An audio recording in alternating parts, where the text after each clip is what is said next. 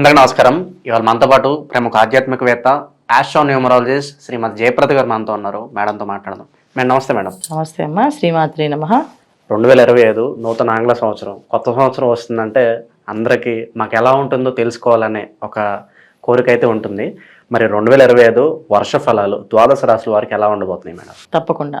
ముందు మీకు చూస్తున్న ప్రేక్షకులందరికీ నూతన సంవత్సర శుభాకాంక్షలు. సో అందరికీ బాగుండాలి, బాగుంటుంది అనుకుంటూ ముందుకు వెళ్ళాలి తప్ప మనం ఎలా ఉంటుంది అంటే ఇందులో ఏది ఉన్నదో అదే చెప్పాలి, ఉన్నదే చెప్పాలి తప్ప లేనిది చెప్పలేం. No sugar coating, nothing. అంతే, ఉండకూడదు. ఎందుకంటే అది తెలిస్తే కదా. ఇప్పుడు మన జ్యోతిష్యం అనేది ఏంటి, ఒక వెలుగు. అంటే ఏంటి, మనం వెళ్ళే గమ్యంలో ఏవేవి ఉన్నాయి అనేది చెప్తూ జాగ్రత్తగా వెళ్ళాలంటే, ఒక హైవే మీద మనం డ్రైవ్ చేస్తూ ఉంటే కార్ని, సో అక్కడ మలుపు వస్తుంది, జాగ్రత్తగా ఉండండి, ఇక్కడ హార్న్ ఇవ్వండి అని చెప్తూ ఆ సిగ్నల్స్ మనకు పెడుతుంటారు వాళ్ళు. సో ఎందుకు అంటే డ్రైవ్ చేసే వాళ్ళు సేఫ్గా రీచ్ అవ్వడానికి, ఆ గమ్యం వెళ్ళడానికి మనకు పెట్టే హెడ్లైన్స్ లాగా వాళ్ళు హెడ్స్ మనకు పెడుతుంటారు. అలాగా జ్యోతిష్యం కూడా ఏంటంటే సైన్స్ అనేది ఏంటంటే ఇది ఏ పని ఎలా చేయాలి, ఎప్పుడు చేయాలి అనేది ఇంపార్టెంట్ అనమాట. సో ఈ సంవత్సరంలో తెలుసుకోవాలనుకునేది అందరూ ఏంటంటే సంవత్సర వర్ష ఫలితాలు అన్నది ఏంటంటే ఉగాది నుంచి తెలుసుకునేవాళ్ళం. సో ఉగాది నుంచి ఎందుకు తెలుసుకున్నాం అంటే చెప్పే పంచాంగ శ్రవణం ఎవరైతే చెప్తున్నారో వాళ్ళు ఒక దేవాలయంలో కూర్చొని ఒక మంత్రశక్తితో జపము చేసుకొని వాళ్ళ ఆ నోటితో చెప్తూ ఉంటే ఎవరికైనా ఫలితాలు మంచిగా వచ్చేస్తుండేవి. సో ఇవాళ మనం ఛానల్స్లో చెప్పుకుంటున్నాం కనుక, సో అది ఆంగ్ల సంవత్సరంతో చెప్పుకుంటాం, వాళ్ళు ఉగాదికి మన ఫలితాలు చెప్పుకుంటాం. కానీ ఇక్కడ ఏంటి, జనవరి రాగానే అందరికి ఆలోచన వచ్చేస్తుంది, ఖచ్చితంగా ఆ ఫలితాలు ఎలా ఉంటాయో తెలుసుకుందాం అనుకుంటారు. ఎప్పుడైతే ఈ ఫలితాలు తెలుసుకుందాం అనుకుంటున్నారో వీళ్ళందరికీ ఏంటంటే కొన్ని విషయాల్లో బాగుంటుంది, కొన్ని రాసుల వాళ్ళకి, కొన్ని రాసులకి కొన్ని ఇబ్బందులు ఉన్నాయి. అయితే ఈ ఇబ్బందులు ఉన్న వాళ్ళు జాగ్రత్త పడ్డాము, పరిహారం చేసుకోవడం, బాగున్న వాళ్ళు బాగుంది కానీ దూసుకుని వెళ్లకుండా జాగ్రత్తగా వెళ్ళడం, ఇవి చేసుకుంటూ వెళ్తే అన్ని అనుకూలంగా ఉంటుంది. అయితే ఏ రాశుల వాళ్ళకి బాగుంది, ఏ రాశుల వాళ్ళు బాగాలేదని మనం చెప్పుకుందాం. మనం 2025లో ఓవరాల్గా ధనుసు రాశి వారికి ఎలాంటి ఫలితాలు ఉండబోతున్నాయి, గ్రహస్థితి ఎలా ఉంది, ఎలాంటి రెమెడీస్ చేసుకుంటే బాగుంటుంది అంటారు ధనుసు రాశి వారు? తప్పకుండా. ధనస్సు వాళ్ళకి ఈ సంవత్సరం అనేది చాలా మంచి ఫలితాలు, శుభమైన ఫలితాలు కనిపిస్తున్నాయి. ఎందుకంటే ధనుస్సు రాశి అనేది గోచార ఫలితాల్లో చూసుకుంటే దశమ స్థానంలో అనేది ఒక యోగం అయితే వచ్చే సంవత్సరం 2025 ఈ ధనుసు రాశికి చాలా ఫేవరబుల్గా ఉంది. ఎంత ఫేవరబుల్గా ఉందంటే చాలా అనుకూలంగా అన్ని రంగాల వాళ్ళకి అభివృద్ధిలా ఇచ్చే అవకాశం ఎక్కువగా కనిపిస్తుంది. సప్తమ స్థానంలో గురువు బ్రహ్మాండంగా యోగిస్తాడు. తర్వాత తృతీయ స్థానంలో శని భగవానుడు యోగిస్తున్నాడు. ఇప్పుడు జనవరి నుంచి మే వరకు శని భగవానుడు, మార్చి వరకు శని భగవానుడు యోగిస్తూ ఉంటే తర్వాత మే నుంచి గురువు యోగిస్తున్నాడు.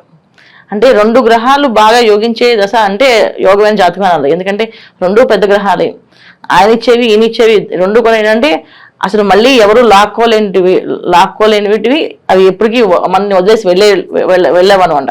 అంటే ఏంటి అంటే శని భగవానుడి అనుగ్రహంతో ఒక ఇల్లు కొన్నామంటే ఆ ఇల్లు తరతరాలుగా అలా ఉండిపోతుంది. అది అమ్మడానికి ఒప్పుకోడైనా అమ్మే అవకాశమే రాదు. అది అమ్ముదాం అనుకున్నప్పుడు ఆ కావాల్సిన డబ్బు ఏర్పాటు అవుతుంటుంది. సో ఆ ఇల్లు అమ్మే అవకాశం ఉండదు అనమాట. చాలా మంది అనుకుంటారు ఈ ఇల్లు మాకు లక్ష్మీప్రదంగా, లక్ష్మీ గృహంగా ఉండిపోయిందండి అంటుంటారు. ఎందుకు అంటే రీజను అక్కడ శని భగవానుడు ఒక అనుగ్రహంతో ఆ ఇల్లు కొని ఉంటారు వాళ్ళు. దానివల్ల ఏంటంటే అది తరతరాలు ఉండవలసింది తప్ప అది ఎప్పటికీ తరగని ఆస్తి, అలా నిలబడే ఆస్తి ఏదైనా ఉంటే శని భగవానుడు ఇప్పిస్తాడు. ఇది బ్రహ్మాండమైన యోగంగా ధనస్సు రాశి వాళ్ళకి గృహయోగం, వాహన యోగం చాలా యోగ్యంగా. అంటే ఎంత బ్రహ్మాండంగా అంటే ఒక వాహనం కొన్నా అది బ్రహ్మాండంగా లగ్జరీగా వచ్చే అవకాశం ఎక్కువగా ఉంది. అలాగే ఒక గృహం కొన్నా చాలా అన్ని అనుకూలంగా ఆ గృహంలో వెళ్ళిన వేళ విశేషం అన్ని జరిగేటట్టు కొన్నాయి. సో ధనస్సు రాశి వాళ్ళకి బాగుంది అనడానికి బ్రహ్మాండంగా ఉందని చెప్పుకోవచ్చు. ఈ సంవత్సరంలో ఎక్కువ రాశుల్లో ఏదైనా బాగుంది అంటే ధనస్సు రాశి వాళ్ళకి కొంచెం బాగుందని చెప్పచ్చు. ఎందుకంటే వాళ్ళకి అన్ని విధాలా యోగ్యంగా ఉంది. చిన్న చిన్న వ్యాపారాలు చేసే వాళ్ళకున్న అభివృద్ధి అనేది ఉంది, వాళ్ళకు గుర్తింపు అనేది వస్తుంది. శని భగవానుడు తృతీయ స్థానంలో ఉండడం వల్ల ఏంటంటే ఒక మనిషిలో ఉండే టాలెంట్ ఏదైతే ఉందో అది బయట పెడతాడు ఆయన. ఎంత చిన్న టాలెంట్ ఉన్నా అది బయట తీసుకొచ్చి అది పెద్ద బహిరంగంగా చేసి ఆ టాలెంట్ని వాళ్ళకి అర్హత అని చెప్పేసి పేటెంటెడ్ రైట్స్ లాగా ఆ టాలెంట్ వాళ్ళని గుర్తింపు చెప్పేసి వెళ్ళే రకంగా చేసేది శని భగవానుడు. సో ఈ తృతీయ స్థానంలో శని భగవానుడు ఇంత యోగ్యంగా ఇస్తాం. అంటే చిన్న చిన్న వ్యాపారస్తులు కానీ, చిన్న చిన్న ఉద్యోగస్తులు కానీ ప్రమోషన్లు రావడం కానీ, వాళ్ళకి ఆలస్యంగా వాళ్ళకి పెద్ద ప్లేసుల్లో ఉద్యోగాలు రావడం కానీ, ఇంకొక ఉద్యోగానికి వెళ్ళడం కానీ, ఇంకో ప్లేసెస్కి వెళ్ళడం కానీ, విదేశాలకు వెళ్ళడం కానీ, అక్కడ సెటిల్ అవడం కానీ, విదేశాల్లో ఉన్న వాళ్ళకి మంచి అనుకూలమైన సంబంధాలు రావడం కానీ, వివాహాలు అవ్వడం కానీ, ఇవన్నీ కూడా ఏంటంటే మే వరకు శని భగవానుడు బ్రహ్మాండంగా కావాల్సినవన్నీ చేసేస్తున్నాడు. అంటే ఏంటి అంటే ఒక విధంగా చెప్పాలంటే ఏది అడిగితే అది ఇవ్వడమే అన్నట్టుగా జరుగుతుంటుంది. సో ఇది ధనుసు రాశి వాళ్ళకి మే వరకు. మే తర్వాత గురువు యోగిస్తున్నాడు బ్రహ్మాండంగా. సో గురువు ఎప్పుడైతే సప్తమ దృష్టి చూస్తాడో, శుభగ్రహం ఎప్పుడైనా సప్తమ స్థానంలో ఉంటే అన్ని శుభ ఫలితాలంటే మనకి పరిచయమైన వాళ్ళు, మన వ్యాపారం చేసేవాళ్ళు, వ్యాపారంతో మనతో పాటు ముడిపడి వ్యాపారాలు చేసేవాళ్ళు, మనతో చుట్టూ ఉండేవాళ్ళు అందరూ కూడా మంచి వాళ్ళే ఉంటారు. ఇప్పుడు ఒకవేళ మనం చెడ్డతనం మన దగ్గర చెడు ఉన్నా సరే ఈ మంచి వాళ్ళతో కలిసి మనలో ఉన్న చెడ్డ గుణం మాయమైపోతుంది అనమాట. అలాంటి ఫలితాలు ఇచ్చే శుభ ఫలితాలు ఇచ్చేదే గురువు. సో అంటే వాడు చెడ్డవాడైనా మంచి స్నేహితుల వల్ల మారాడు అని అంటారు. అలాంటి తత్వం కూడా ధనుసు రాశి వాళ్ళకి యోగ్యంగా బ్రహ్మాండంగా కనిపిస్తుంది. సో వీళ్ళకి ఈ సంవత్సరం అన్ని అనుకూలంగా చాలా బ్రహ్మాండంగా ఉంది. ఇది బాగాలేదు బాగుంది అని చెప్పాను కదా. కాకపోతే అన్నిటికంటే ఏంటంటే రాహు ఎప్పుడైతే శని రాహులు ఇద్దరు మారుతారో అప్పటి నుంచి కాస్తంత ఇబ్బంది ఏంటంటే వీళ్ళకి కాస్త ఆలస్యం, ఆటంకాలు, తెలియకుండానే ఒక రకమైన బద్ధకం. అంటే వాళ్ళకి తెలియదు ఇంత బద్దకిస్తున్నాము అనే విషయాన్ని, తర్వాత చేద్దాంలే అని ఒక భావం రావటము, తర్వాత చేద్దామని, లేకపోతే నా వల్ల అయిపోతుంది జస్ట్ 5 minutes పని 2 minutes పని అని అనుకునే తత్వము రావడము, కాస్త కొంచెం గర్వము కాస్తంత బద్ధకము రెండు కలిసి వస్తాయి అన్నమాట. అది వాళ్ళకు గుర్తించలేరు. అలాంటి పరిస్థితి ధనుసు రాశి వాళ్ళకి కాస్త మే తర్వాత వస్తుంది. గురువు యోగించినప్పటికీ కూడా కాస్తంత ఈ రకమైన ఇబ్బందులు ఉన్నాయి. వీళ్ళకి జాగ్రత్తగా ఉండవలసిన అవసరం ఏంటంటే వివాహ విషయంలో, తర్వాత కుటుంబ సభ్యులతో ఉండేటప్పుడు, కుటుంబ సభ్యులతో కలిసి వ్యాపారం చేసేటప్పుడు కాస్త జాగ్రత్త పడాలి. ఎందుకంటే కుటుంబ సభ్యుల వల్లే కాస్తంత ఇబ్బందులు వచ్చే అవకాశం ఉంది. వాళ్ళు ఏమైనా అంటే మన బంధాలే ఇబ్బంది పడతాం కనుక ఖచ్చితంగా వాళ్ళతో వ్యాపారాలు చేస్తే మాత్రం ఆలోచించి చేయండి. మిగతా అన్నీ బాగున్నాయి. బయట వాళ్ళతో వ్యాపారం కానీ అన్నీ బాగున్నాయి.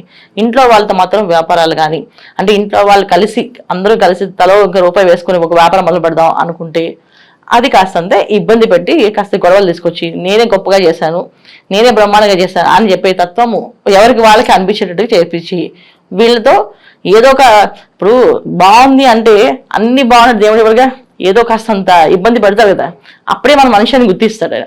అందుకని ఇవి జరిగే అవకాశం ఉంది కనుక ధనుసు రాశి వాళ్ళు జాగ్రత్త తీసుకోవాల్సింది ఏంటంటే వ్యాపారాలు చేసుకునే వాళ్ళు ముఖ్యంగా ఇంట్లో వాళ్ళతో బిజినెస్ కలిసి చేద్దాం అనుకున్నప్పుడు జాగ్రత్తగా ఆలోచించేస్తే తప్ప మిగతా అన్ని రంగాల్లో ఉన్న వాళ్ళకి బ్రహ్మాండంగా అభివృద్ధి ఉంది. ప్రొఫెషనల్స్గా ఉండే వాళ్ళకు చాలా అభివృద్ధి ఉంది. ఉద్యోగాలు ప్రయత్నాలు చేసే వాళ్ళకి ఉద్యోగాలు రావడము, మంచి ఉద్యోగం ప్రమోషన్తో రావడం కానీ బ్రహ్మాండంగా ఉంటుంది. ఉద్యోగం అంటే శాలరీ 10,000 వచ్చినా చాలా అనుకునే వాళ్ళకి 20,000 30,000 వచ్చే అవకాశం కూడా ఉంటుంది అనమాట. అలా చిన్న అనుకున్న మంచి ఫలితాలు కనిపిస్తున్నాయి మనకి. సో ధనుసు రాశి వాళ్ళకి ఈ సంవత్సరం బ్రహ్మాండంగా ఉందని చెప్పచ్చు. దానికి బాగాలేదని చెప్పట్లేదు. కాకపోతే వీళ్ళు చేయాల్సిన ఆరాధన, దైవారాధన కంపల్సరీగా ఉంటుంది. ఎందుకు అంటే ఇక్కడ బద్ధకాన్ని, అహంకారాన్ని మన మనసులో కానీ మనలో కానీ రాకూడదు. వస్తే అక్కడి నుంచి మన జీవిత పతనం కింద మారుతుంది. అందుకని ఏంటంటే ప్రతి నిత్యము వీళ్ళు చక్కగా శివాలయానికి వెళ్ళడం, శివారాధన చేయడము, ప్రతి శనివారము చక్కగా స్వామివారికి చుట్టూ అంటే నవగ్రహాల ప్రదక్షిణాలు చేయడము చేసుకుంటూ వెళ్తే ఎటువంటి ఇబ్బందులు రావు. సో చేసుకుంటూ వెళ్ళడం అనేది నవగ్రహ క్షేత్రాలకు వెళ్ళడం కానీ, కుంభకోణం లాంటివి ఒకసారి వెళ్ళి రావడం కానీ చేస్తే అంటే ఏదైనా వాళ్ళ జాతకంలో గ్రహస్థితులు అనుకూలంగా లేకపోయినా ఇబ్బందులు ఉన్నా అవి కొంచెం తొలగి బ్రహ్మాండంగా ఈ గోచర ఫలితాన్ని పూర్తిగా అనుభవించగలుగుతారు. ఇది వీళ్ళు చేసుకోవాల్సిన పరిహారం. 2025లో ఓవరాల్గా ధనుసు రాశి వారికి ఎలాంటి ఫలితాలు ఉంటాయి, అలాగే మీరు చేసుకోవాల్సిన పరిహారాలు తెలియజేసినందుకు ధన్యవాదాలు. నమస్తే అమ్మా. శ్రీమాత్రే నమః.